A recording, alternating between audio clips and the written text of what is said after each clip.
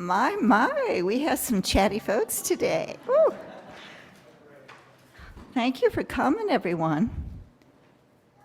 Can you hear me? Yeah, I know about, oh, yes, okay. The tech people would like you to make sure you put your phone on airport or turn it off. Airport. Whatever, you know what I'm talking about.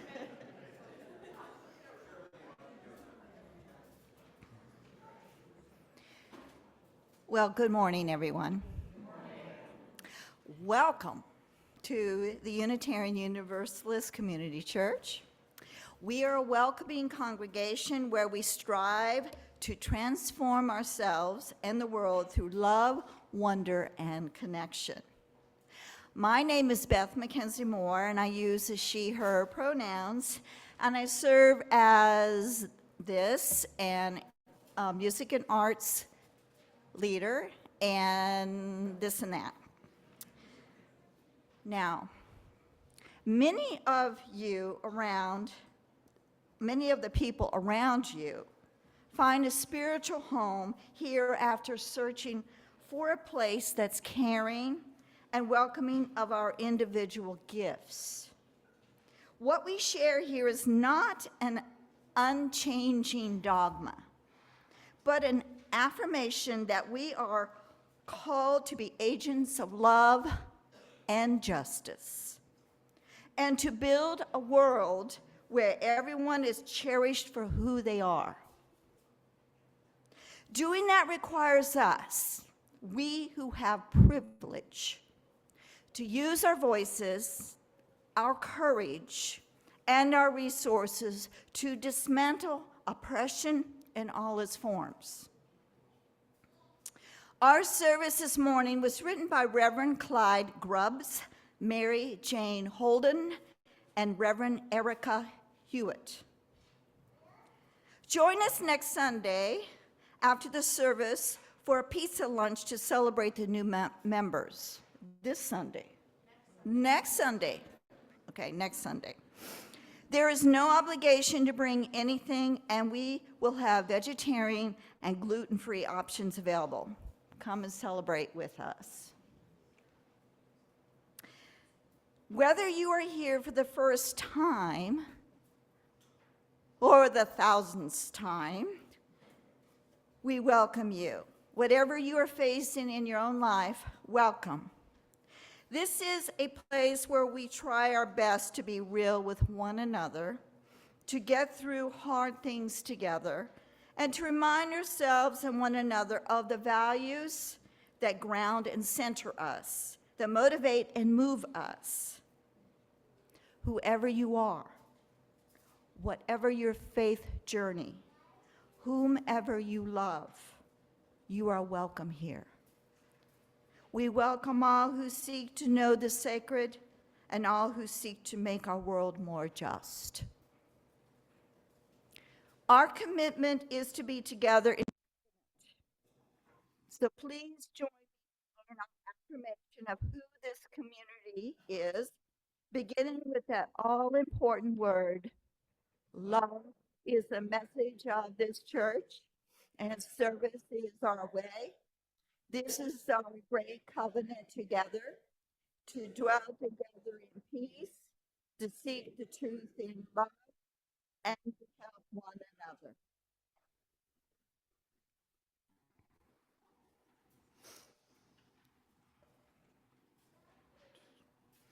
All right, we'll stand together as we are able for our opening song. Hymn is called Every Time I Feel the Spirit. So rise as able.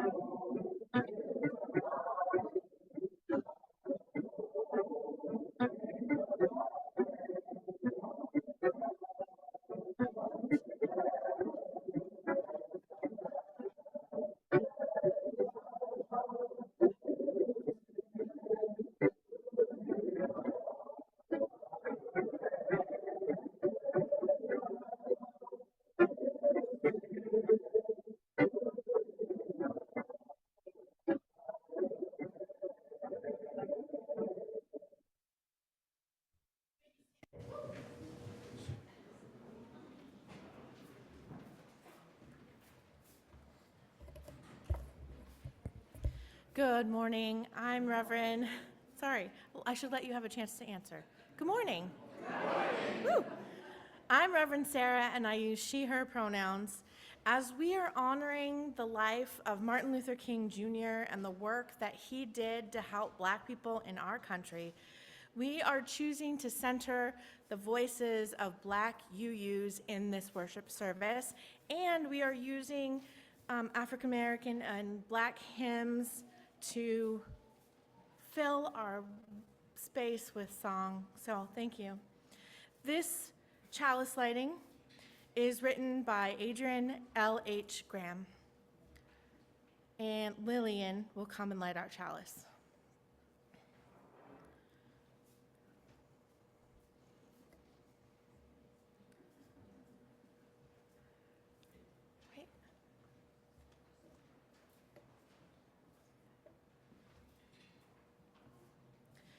We kindle a flame of power, illuminating the holy in each of our faces.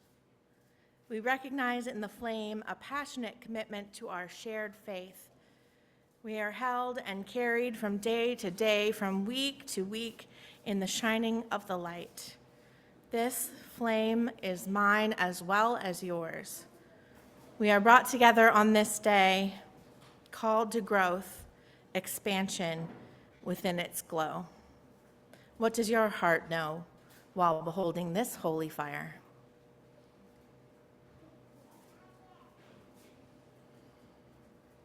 It's a privilege to present this service today, written by the Reverend Clyde Grubbs, Mary Jane Holden, and Eric Hewitt. You're about to hear the story of the civil rights movement, a story that needs to be told over and over so that we remember its peoples and its principles.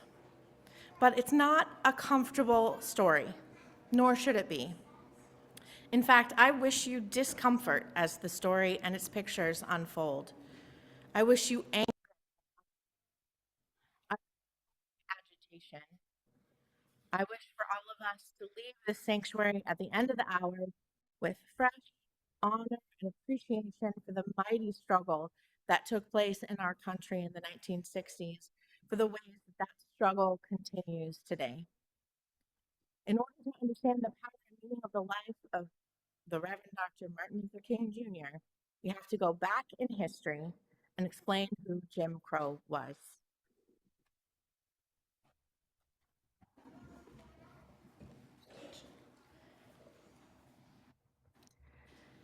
Jim Crow was a character in the minstrel shows that white Americans flocked to in the middle of the 19th century. The shows were full of music and dancing, clowns, and skits. Jim Crow was a real person who was portrayed by a white actor in black-faced makeup. And the comedy was to depict Black people as stupid and people to be made fun of. How did it make you feel to see people laughing at a character making fun of you? Now imagine if that's what people thought you were really like because of that character. For many white Americans, Jim Crow defined what real Black people were supposed to be like.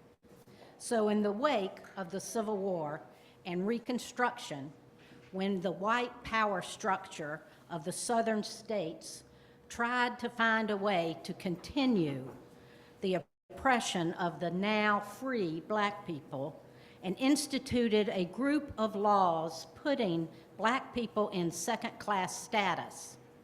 They named those laws after the clown character Jim Crow.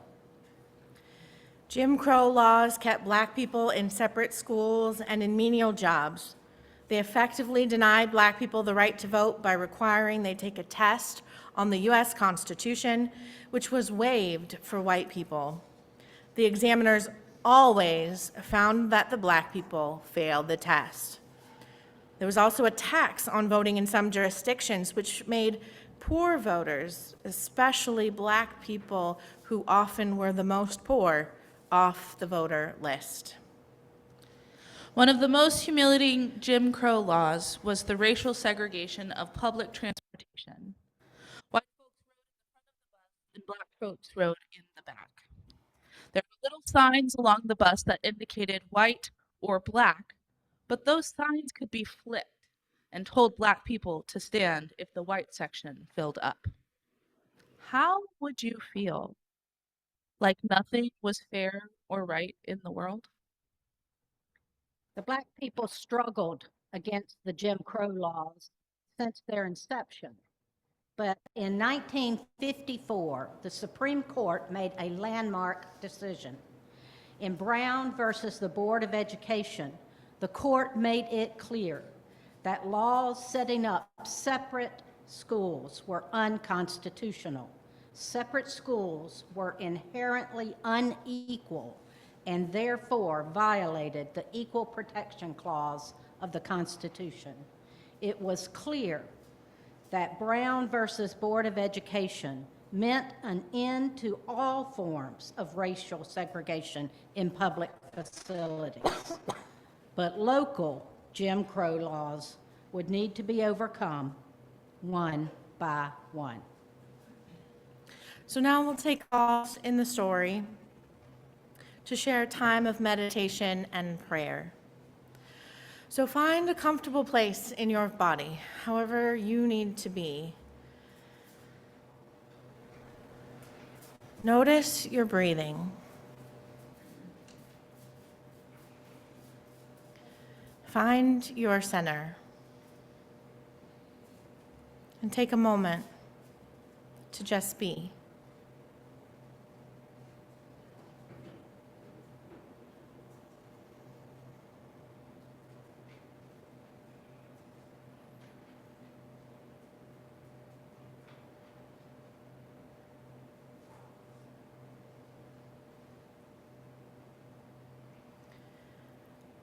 As we consider and continue to center the voices of Black UUs, we are using this prayer by the Reverend Viola Abbott, who serves our congregation in Virginia Beach.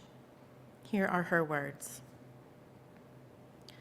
Let us call forth and hold in our hearts the stories of all who have come before us, the memories of those who are with us today, and the hope for tomorrow, and for all of those who will come after us.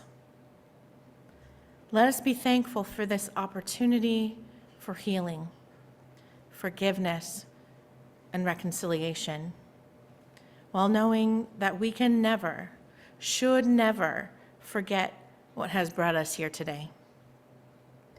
Let us be glad that that voice has not only been given to those whose sorrows and pains were their companions in this faith, but that the stories told by those voices have been received with the goal of redemption and understanding. Let us call upon that light which shines in each of us to give us each the strength to walk together into the future and do the work that is necessary and which does not end here today.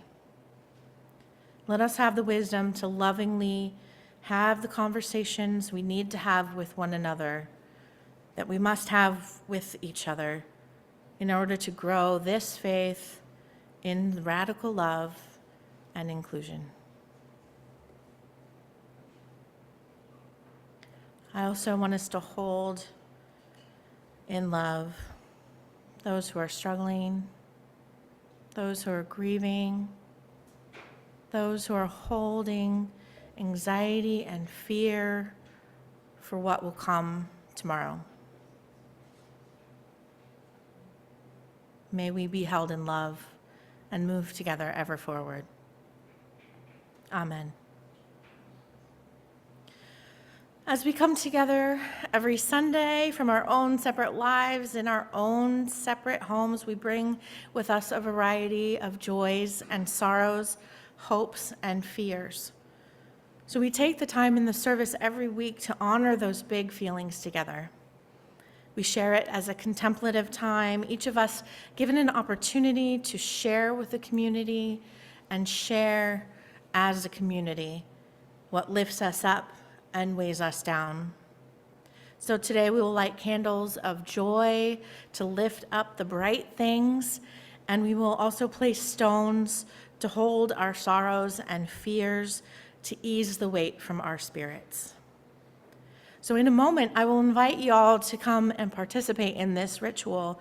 But before we do that, I want to invite folks online to put your name in the chat with stone or candle, and we will give you the chance to do those, participate in these rituals. And if you're in the room and need someone to light a candle for you because of any kind of reason, go ahead and raise your hand, and Beth will light a candle for you. Peter.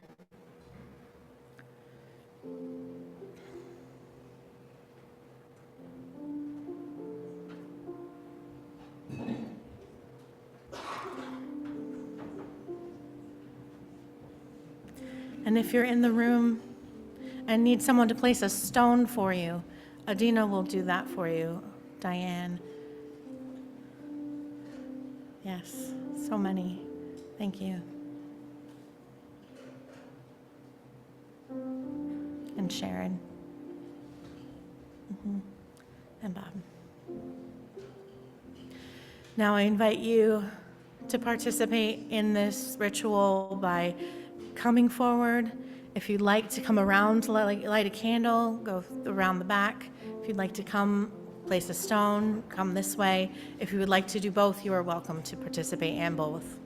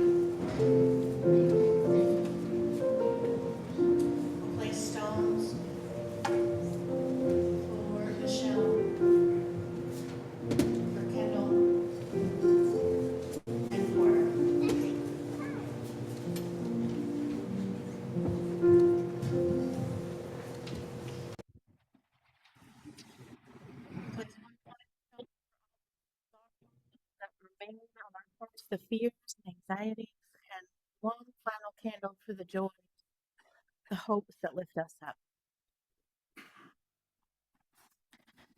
I invite you to join in our song prayer response. There is more love somewhere as the children join Pasadena to find more love somewhere in their class.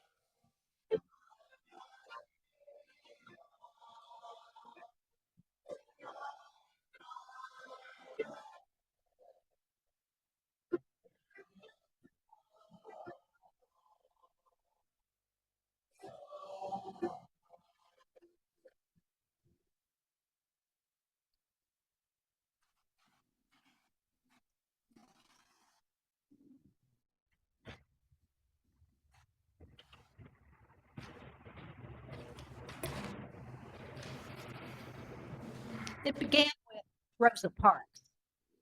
Not really. It began long before then, in 100 different places, in 100 different ways. It began in Africa. It began with the first slaves. It began when the first people were taken, the leaders, the healers, the family. It began when they were brought as slaves to America. It began with the proclamation, with the Civil War, and with the Reconstruction, with all the broken promises. But for the public person we remember today, for Dr. Martin Luther King Jr. and the world he changed, you could say it began with Rosa Parks. December 1st, 1955, Montgomery, Alabama. Bus number 2857. Rosa Parks, 42 years old, was sitting in the front row of a black-only bus seat. A bus driver named Jimmy Blake told this little slip of a colored woman to get up out of her seat so a white man could sit down. And Rosa Parks said, "No, I will not. I am cold and I'm tired, and I got here first. I'm sitting." And while she waited, Jimmy Blake went to call the police. She got arrested and hauled away. Rosa Parks wasn't the first to protest bus segregation. Irene Morgan had done the same thing 9 years before, and Sarah Keys had done it just a few months earlier. The U.S. Supreme Court had already said she didn't have to move. She had rights. But this time, someone noticed. In fact, everybody noticed.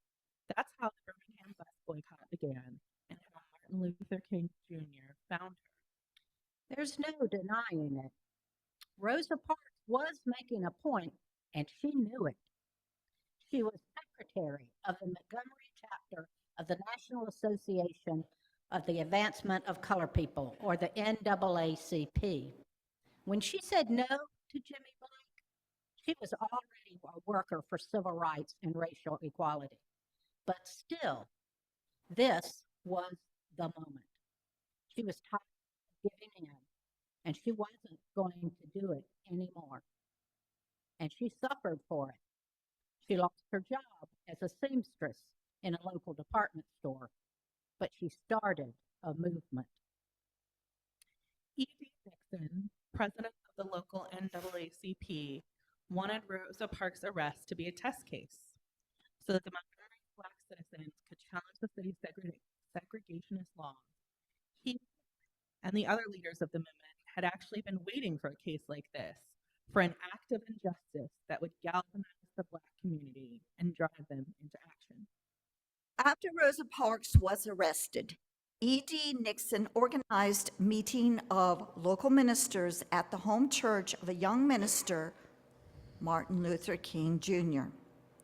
A little later on, King was elected the lead to boycott, mainly because he was new in town and an unknown, and the city fathers of Montgomery hadn't had a chance to intimidate him. E.D. Nixon actually had to push Reverend King to get him to take the job, but he did. Finally, and the world started to change. The night of Rosa Parks' arrest, Joanne Robinson, head of the Women's Political Council, printed and circulated a flyer throughout Montgomery's Black community.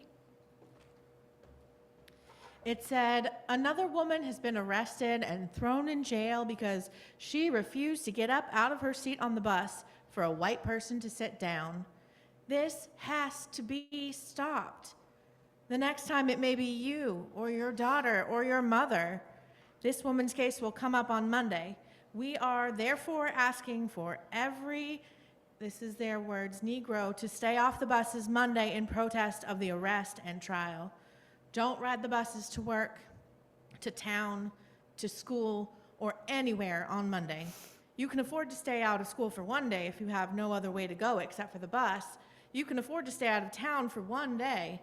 If you work, take a cab or walk. But please, children and grown-ups, don't ride the bus at all on Monday." That was December 2nd. On December 3rd, almost no Black people rode the buses in Montgomery, Alabama. Instead, boycotters just stayed home or organized carpools. Some white housewives even drove their Black domestic servants to work, whether they were sympathetic to the cause or just wanted to have their servants didn't want to have their service miss a day of work. Dr. King said it best himself. A miracle has taken place. The city didn't like that. They pressured local insurance companies to stop insuring cars used in the carpools. So the boycott leaders arranged policies with Lloyd's of London. Black taxi drivers helped too. They charged their Black fares only 10 cents for a ride, the same fare as a bus ride. And when city officials heard about this, they passed a law saying it was illegal to charge a rider less than 45 cents. That didn't stop it. It just got bigger. People started riding bicycles. They started walking. They even rode mules or horse-drawn buggies. And across the country, Black churches raised money to support the boycott. They even collected shoes to replace the worn-out footwear of Montgomery's Black citizens. The white racist power structure, a group called the White Citizen Council, fought back. Martin Luther King Jr.'s and Ralph Abernathy's houses were firebombed. So were 4 Black Baptist churches. Boycotters were attacked and beaten all over town. Finally, the city of Montgomery hauled out a law passed way back in 1921 and started arresting protesters for hindering a bus. And one of those arrested was King. He ended up spending 2 weeks in prison and becoming a national celebrity. Much later, Dr. King said, "I was proud of my crime. It was the crime of joining my people in a nonviolent protest against injustice." The Montgomery bus boycott was an 11-month mass protest that ended with the U.S. Supreme Court ruling that public bus segregation is unconstitutional. Dr. King saw it was about much more than that. It wasn't just about a black woman in Montgomery getting pushed around. It wasn't just about one law in one city. It was about the rights of all black people. It was time to stand up and share what King said. In all things, we must stick together. You great and we can get the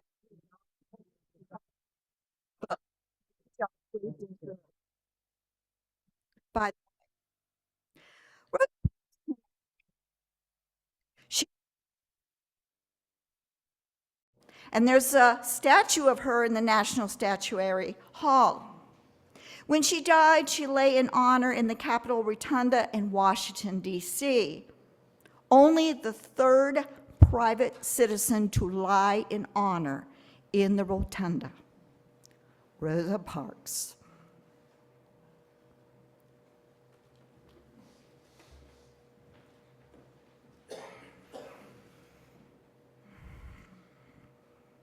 So, please join me in our offering and acknowledging all the ways we give to this church and the world.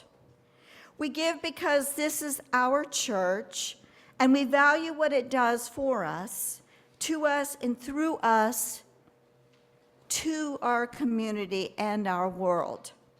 May there be an offering to sustain and grow the life and mission of this church, inside and outside our walls.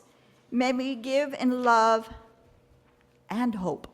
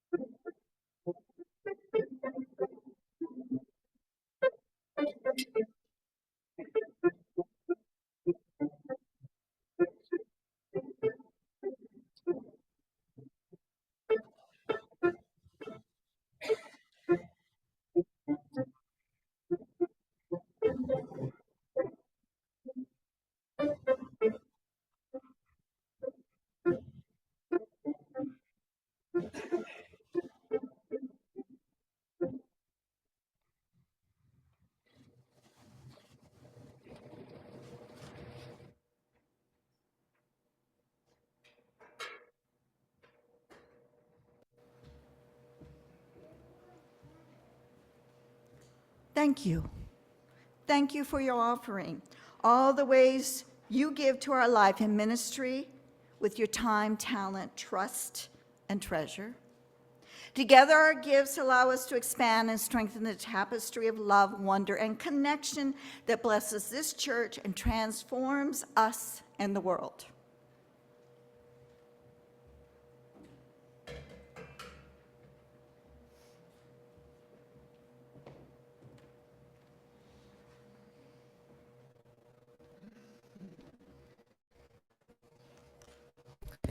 By 1963, the civil rights movement had grown into a national movement. There had been sit-ins at lunch counters, voter registration drives, freedom rides on interstate buses, and many school districts had accepted school desegregation. But there was fierce resistance in a number of states, including Alabama. Governor George Wallace and the officials in a number of locales vowed to resist, even in the face of court decisions and growing federal pressure. Wallace had just become governor of Alabama, and his inaugural speech contained these words: "In the name of the greatest people that have ever trod this earth, I draw the line in the dust and toss the gauntlet before the feet of tyranny, and I say segregation now, segregation tomorrow, and segregation forever." Wallace, thankfully, would be proven wrong, but it took several years of determined effort to overcome Alabama white supremacist power structure. Birmingham, Alabama, 1963. Martin Luther King Jr. and the Southern Christian Leadership Conference, that's SCLC, nonviolent approach to social change was truly taking hold. And its leadership agreed it was time to attack it head on and do it in the center of the segregationist resistance. Congressman John Lewis said, "Our goal in Birmingham was larger than ending segregation in one southern city. It was our hope that our efforts in Birmingham would dramatize the fight and determination of Black citizens in all the southern states, and that we would force the Kennedy administration to draft and push through Congress a comprehensive Civil Rights Act outlawing segregation and racial discrimination in public accommodations, employment, and education." Bull Connor, Birmingham's Commissioner of Public Safety, was a determined segregationist. So when SCLC finally launched its anti-segregationist campaign in early April, Bull Connor put up a wall of resistance. It started with mass meeting and direct action. King talked endlessly about the philosophy of nonviolence and its methods, and gathered volunteers for lunch counter sit-ins, for marches on city halls, a boycott of downtown merchants. The number of volunteers increased every day. Now there were kneel-ins at churches, sit-ins at the library, and the march on the county building to mark the opening of a voter registration drive. On April 10th, the city government got a court injunction ordering an end to all protests. But Martin Luther King Jr. and the SCLC disobeyed the court order. King declared, "We cannot, in all good conscience, obey such an injunction, which is an unjust, undemocratic, and unconstitutional misuse of the legal process." King himself knew that he would be arrested if he kept on going, and he worried about that. They were running out of money, and Dr. King was good at fundraising. He wondered if he could do more on the outside than on the inside. But finally, he decided he had to go to jail in Birmingham. "Friends," he said, I have to make a faith act. I don't know what will happen or what the outcome will be. I don't know where the money will come from. But on April 12th, he got himself arrested for violating the court order, and he was slammed into solitary confinement. He who was home recovering from giving birth. Attorney General Bobby Kennedy and President John F. Kennedy had to put pressure on the judges personally just so Dr. King could call home. Finally, after a huge movement all across the country just to raise the money, King was released on April 19th, 1963. During his time in jail, Dr. King came to recognize how big the movement was becoming. It wasn't just about the Deep South anymore, even though that's where the oppression of Black people was worst and had lasted the longest. No, this is about Black people all across the country. Read with me what he wrote in his famous letter from the Birmingham jail. Once it comes up on the slide. If there's not enough bandwidth there, it just, the screen goes black. Okay, well, I will just read it aloud then. I'm sorry, I'll try again. No worries. If we don't have enough bandwidth, we don't have enough bandwidth. It happens when it rains. I don't know why. Yeah, we can do it together. Yeah. Is a threat to violence. Sorry, justice everywhere. We are caught in an inescapable network of mutuality, tied in a single garment of destiny. Whatever affects one directly affects us all indirectly. Never again can we afford to live with the narrow, provincial, outside agitator idea. Anyone who lives inside the United States can never be considered an outsider anywhere within its bounds. But change didn't happen just because he was released from jail. There had to be a way to keep the pressure up, to keep the civil rights movement a truly national event. And that's when the children came. The grown-ups in the movement wanted to keep up the pressure. They really wanted things to change, so they asked high school students to get involved in the demonstrations. They had no idea what a lion they were releasing. On May 2nd, barely 2 weeks after King's release, more than 1,000 black children came together to protest in Birmingham, Alabama. 900 of them were arrested. The next day, nearly 2,500 more took their place. And Bull Connor, still in control, couldn't stand it. He kept his people under control until then, much as he hated it, but now He ordered firefighters to turn their hoses on the protesters. he told police officers to let their dogs loose and chase the children down. In pictures that were broadcast and printed all over the country, nonviolent protesters were seen being beaten by angry police officers. Children were driven to the ground. John Lewis said, "We didn't fully comprehend at first what was happening. We were witnessing police violence and brutality, Birmingham style. Unfortunately for Connor, so was the rest of the world."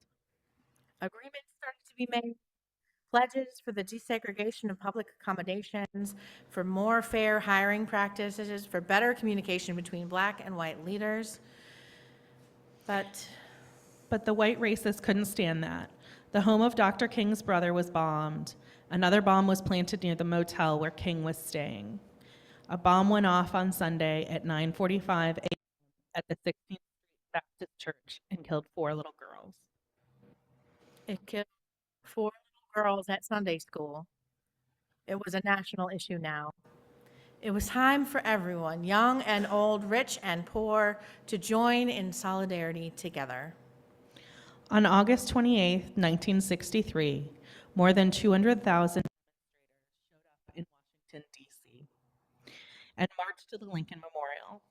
That's where Martin Luther King Jr. gave the speech that everyone remembers, the speech about his dream that became everyone's dream. Now, Jonathan is going to play one of Martin Luther King Jr.'s favorite hymns, "Precious Lord, Take My Hand."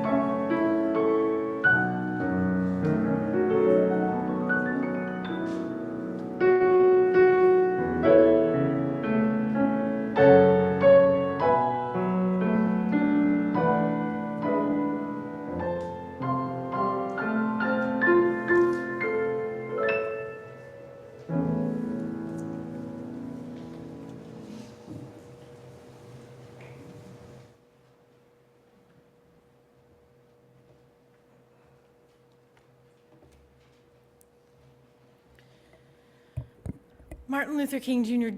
did not ask to be a leader of the civil rights movement. The Montgomery NAACP was looking for a spokesperson, and Martin Luther King Jr. was asked to speak on their behalf. The bus boycott made national news, and the young minister became a national figure.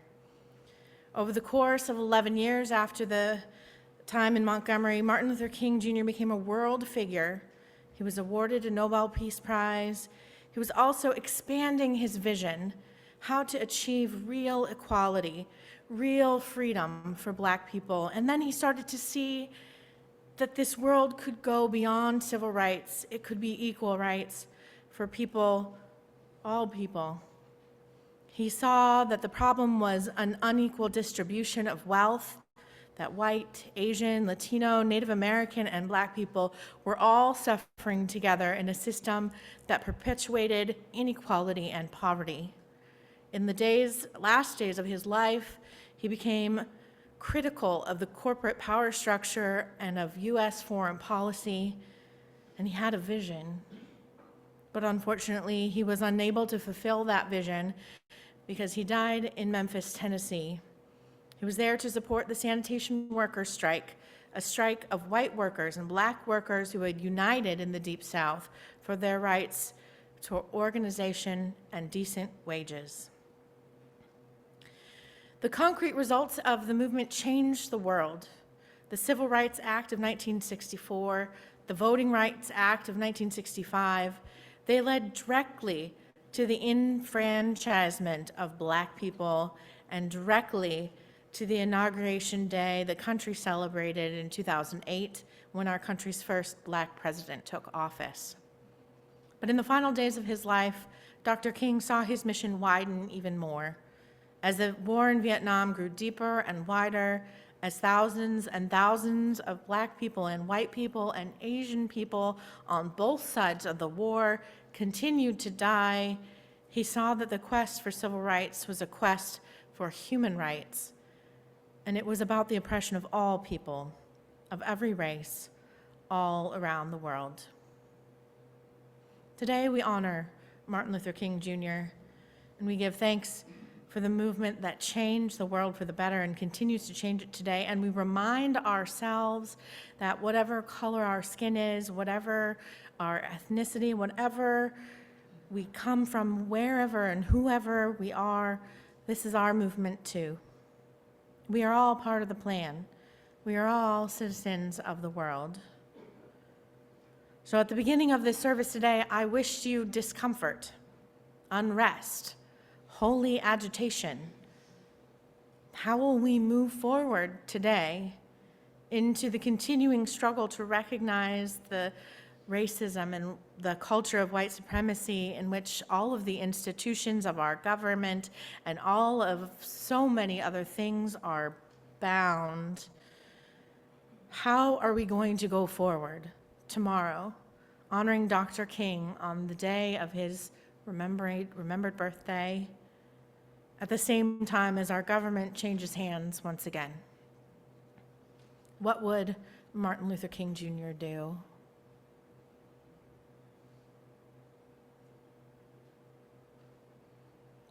Resist.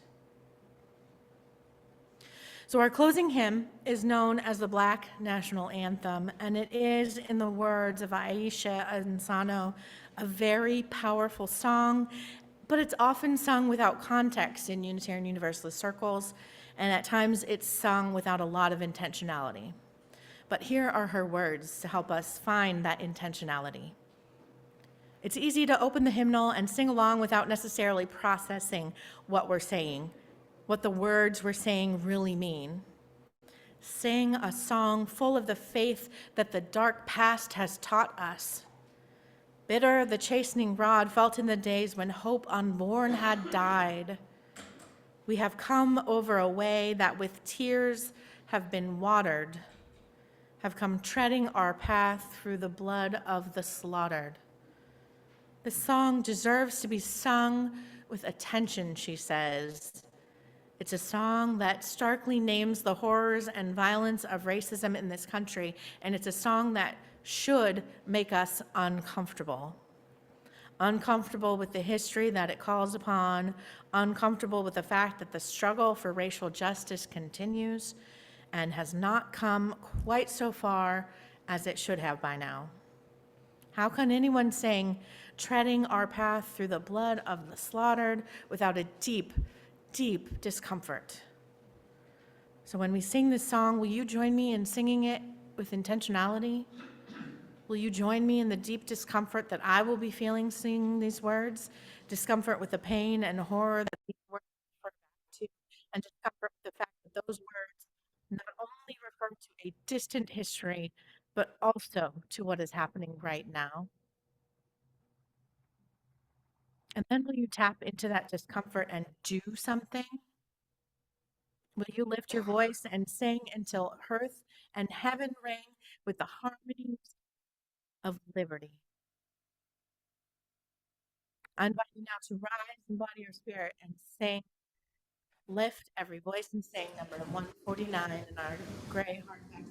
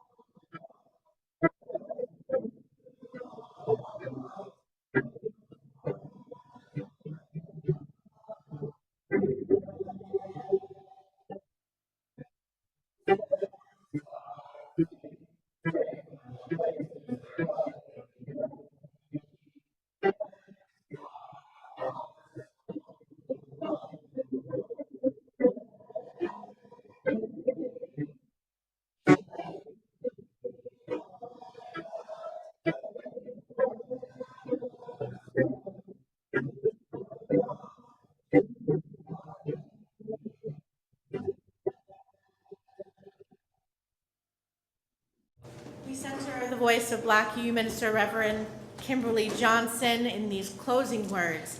We are the ones we have been waiting for. We are not perfect, but we are perfectly fitted for this day. We are not without fault, but we can be honest to face our past as we chart a new future. We are the ones who we have been waiting for. May we be bold and courageous to chart that new future. May we have faith in a future that is not known, for we are the ones we have been waiting for. Reach out, Hold each other as you are willing and able. When you go, remember that we are the ones we've been waiting for. When you go, Leave this place knowing that you are good and knowing that you are loved. take your dark and your light and your love from this place. Get the world. Stay safe until we meet again. Thank you, everyone. Enjoy.